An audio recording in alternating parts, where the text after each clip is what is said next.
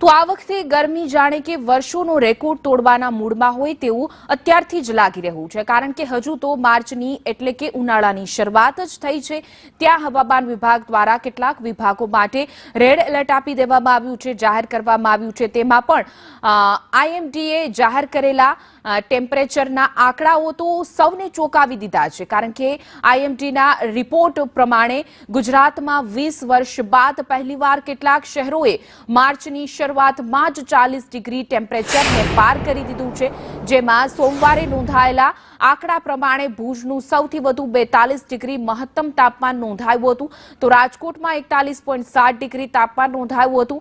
આમ કુલ 11 શહેરોમાં સોમવારે મહત્તમ તાપમાન 40 ડિગ્રીને પાર પહોંચી ગયું હતું।